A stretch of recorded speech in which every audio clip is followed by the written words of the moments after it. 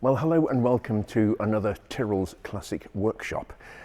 This time round we're catching up on a few of the restoration projects that we can publish. So we're moving right along, as Clint Eastwood would say, with this Lamborghini Islero. Now this is, they only made 221 Isleros around about 1968. It's an incredibly rare car. Even by Lamborghini standards. To put it into context, they made over 3 times as many Miuras itself, not exactly an everyday car, as they did Isleros, so that gives you some idea. This is in for a full restoration, which is coming along extremely well. We've managed to put the rebuilt engine in since we last visited this car.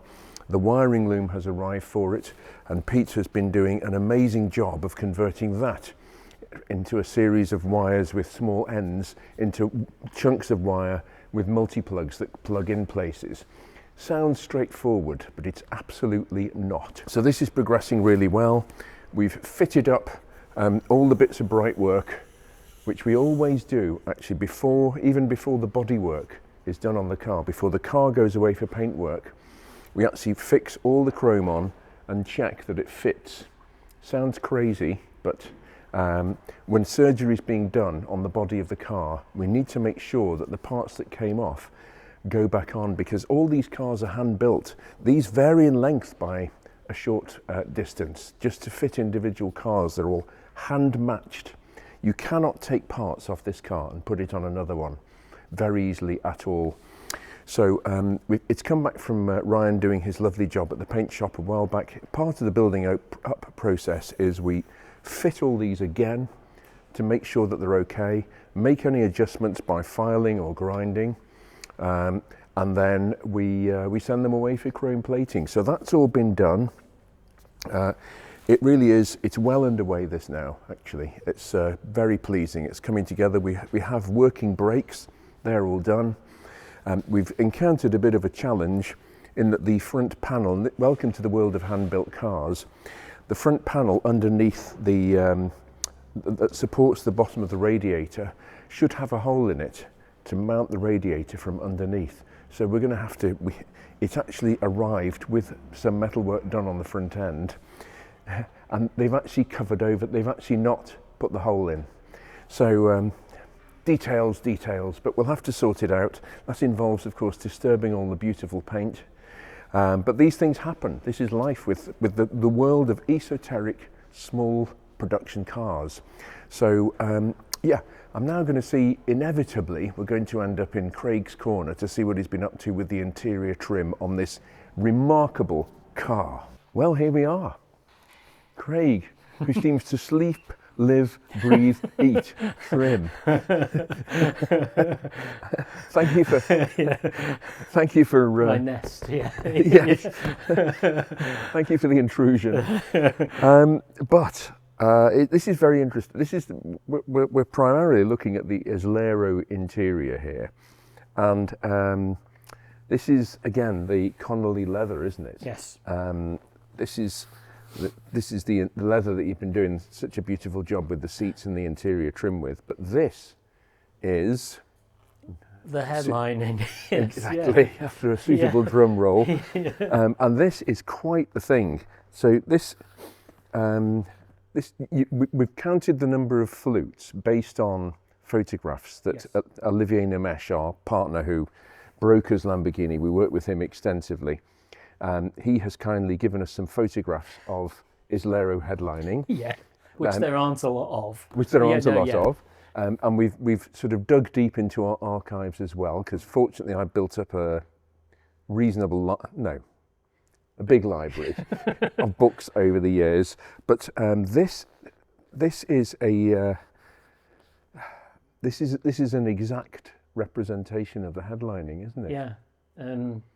We thought it had the flutes because we haven't got a headlining for it. That's the upshot. Yeah. Both the Isleros we got here arrived in cardboard boxes. Yes. Yeah. And sort of missing various parts really. Yes.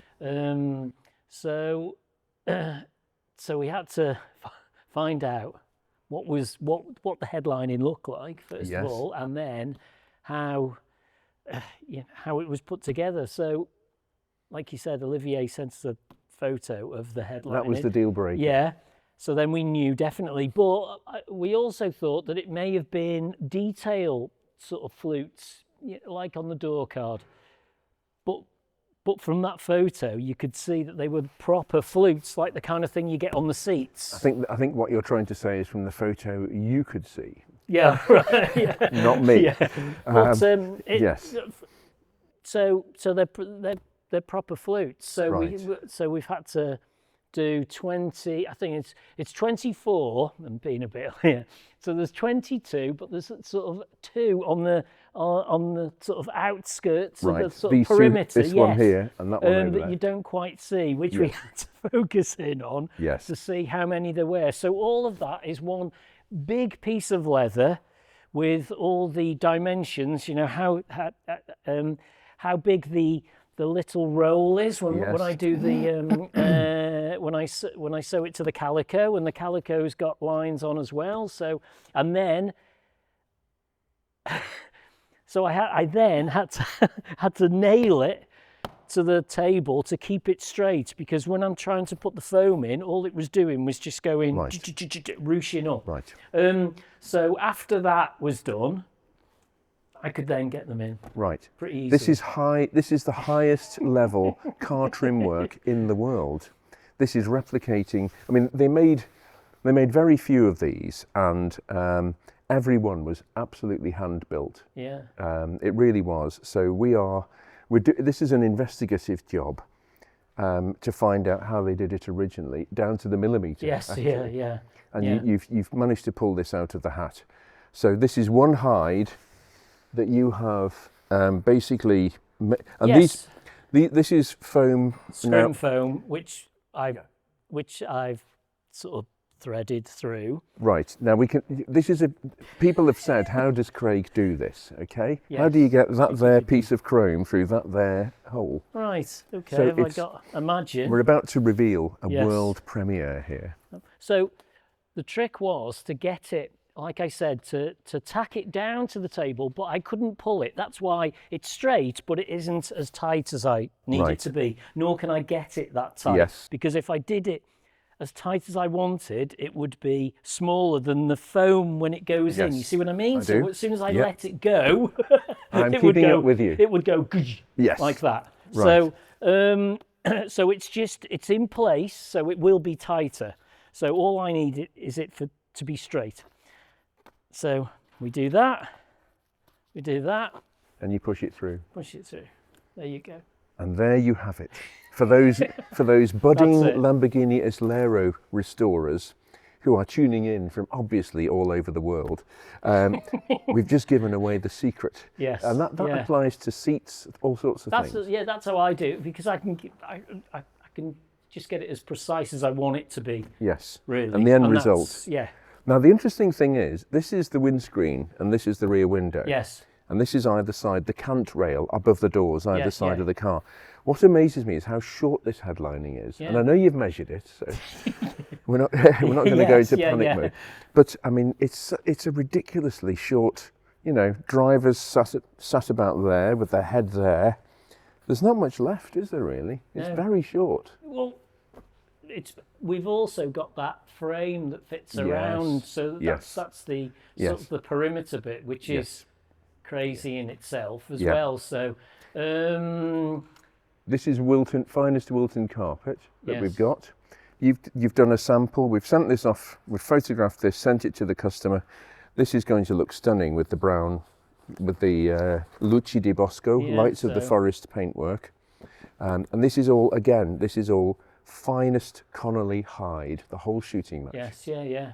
Even the carpet binding is the best hide, automotive hide money can buy. Yeah. So we're not skimping on this at all.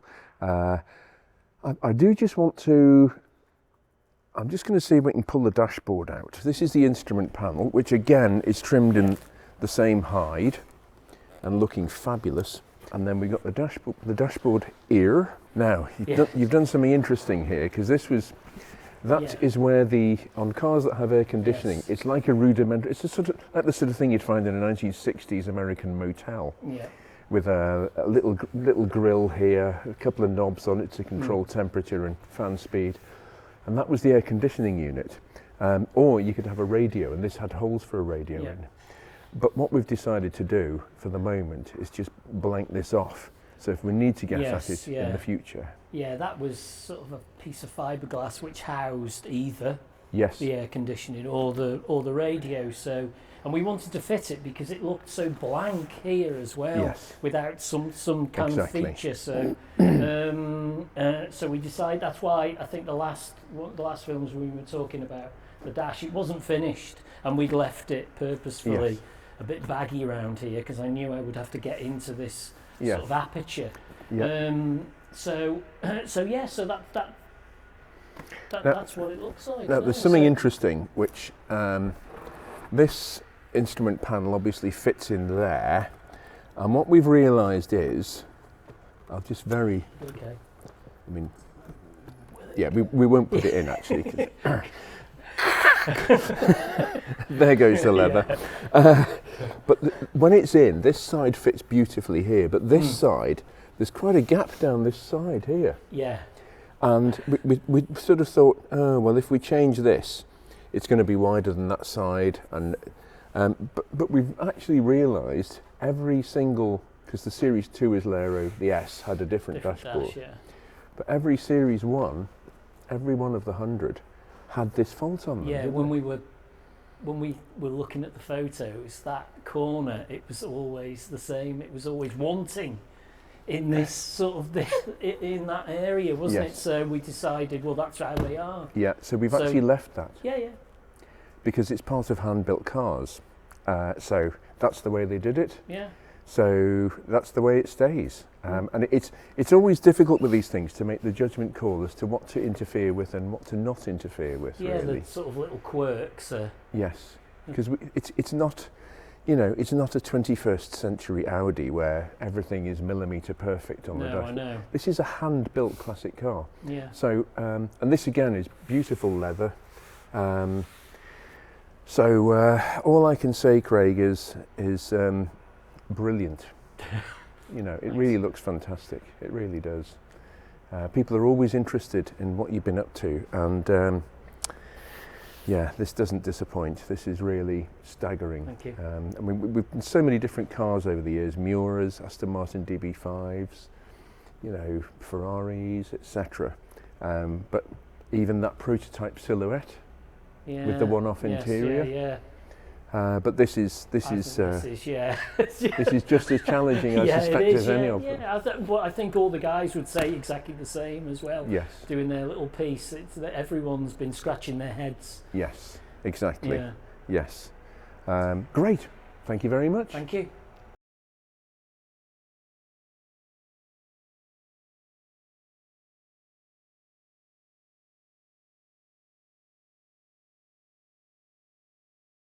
This is our ongoing Bentley project, the S2 that was later converted in the late 60s, I would think, into an S3 with a different front end, which Rolls-Royce and Bentley did a lot of at the time. Engine's back in, and it's looking absolutely magnificent. I covered the work that Alex did on the bulkhead last time. All the finishes have been redone on the parts, the crankshaft pulley, the rocker covers, the cylinder heads, and it's really coming along beautifully. The thing about this is that the engine was developed started development in 1952, even before the Silver Cloud was launched as a model in 1955. But the engine wasn't actually fitted until 1959. So they were actually, this engine was 7 years under development at Rolls-Royce. And the reason for that was because the straight six was coming to the end of its normal life. They'd stretched it to 4.9 litres, and because of crankshaft vibration, etc., they decided that enough was enough, that was it. So they came out with this 6.2 litre V8. But one thing that's worth mentioning, I mean, this is the time when Rolls-Royce were excruciatingly over-engineered, really very much so. And on this occasion, it paid dividends for them later on. So an example I'll give, this is the cylinder head, and the valve gear is actually actually slanted this way to make the engine narrower to fit in the front end of this car. So everything is sort of leaning towards the inside of the V, but the exhaust ports are right above the spark plugs.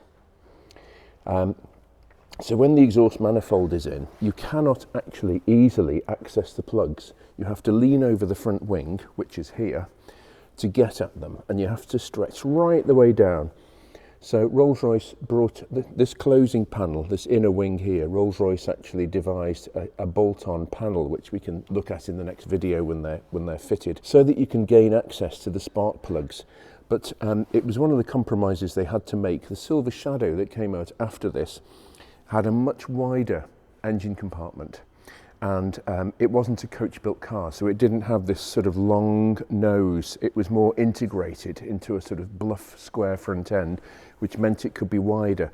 So they actually re-engineered the cylinder heads on the Silver Shadow so that the plug was above the exhaust manifold and you could actually get at it. But this is coming along beautifully, this engine now. It's the beauty. It's always very interesting with a restoration project. So much of it is grotty and unpleasant and unsightly, a bit like restoring a house or whatever. And then there comes a tipping point when things start to take on a beauty. And I guess we're sort of at this stage now. Alex, we've been experimenting. This is the original matte or dull nickel plating on these fasteners. We're using as many of the original fasteners. Rolls-Royce actually made their own nuts and bolts at this time. So they were so fastidious about quality. And these are all the original nuts and washers, which have been, Alex, we're just looking into, we're going to cover this in a future video. We're bringing all the plating, nickel, cadmium, zinc, not cadmium, zinc, yellow, etc. We're bringing that all in-house now. And at some stage, we'll go into that. But the end result with this original dull nickel plating is exactly as it would have been from new. And doesn't it look gorgeous? Okay, we'll move on. Well, we always have several Lamborghini V12's engines in for rebuild at a time. They're sort of one of our stock-in trades. But this is a car out of a 400 GT that we've got, an engine out of a 400 GT. It's what I would call the classical Italian design of the 1960s. It was originally designed as a racing car engine by Giotto Bizzarini. Ferruccio Lamborghini commissioned Bizzarini to design a V12 for his amazing new sports car in 1963. And it was based on horsepower. Bizzarini detuned it to develop around about 325 brake horsepower from 3.5 litres or closer to 300. I think it was even a bit less than that, but it was certainly punchy for the time in terms of engine capacity. And Bizzarini achieved it. He blew through that target, but he had to sue Ferruccio Lamborghini to get his money. Oh dear, madness. So Les has been building this up. We've got the crankshaft in it, which is a forged billet, beautiful piece of work. It starts off at about that sort of size, the crank, and then it's machined down into this beautiful, exquisite shape. And I think it's quite a large percentage of material is actually machined off it. It's quite an operation. But this has all been prepared, but we've done some interesting stuff on this. This is the original block from the car, the original matching number cylinder block. And these days it's pretty crucial, if at all possible, to have the original matching numbers engine that matches the body and chassis number of the car. It adds to the value, its originality. And this was touch and go as to whether this block could be salvaged or not, because it had some cracks in it, actually. And the reason the car came in is because the coolant was getting into the oil and breaking the oil down, which is never good. So we've managed to, along with Barry, who I have to give Barry a shout out. He and I have been working together for over 40 years. I've been a customer of his engine reconditioning business, and he manages to do. He's moved on. He's retired and does a little bit of work for us still, but he's done something absolutely wonderful with this. Really, he's called on all his decades of experience, and we have managed to do some interesting repairs with the stud holes on this to get rid of the cracks. Absolutely wonderful work. So I'm very, very happy about this. Yeah, it's there are various tricks that we have to know with this. This is the crankshaft pulley or drive pulley at the front end here. It drives these gears, which drive these chains, which drive the camshafts here. You have to know, you have to put these gears in first before you put the crankshaft in. And if you don't do that, you've got to take it all out and do it all again. What a pain. But anyway, we're wise to that one now. So this is going to be it's coming on.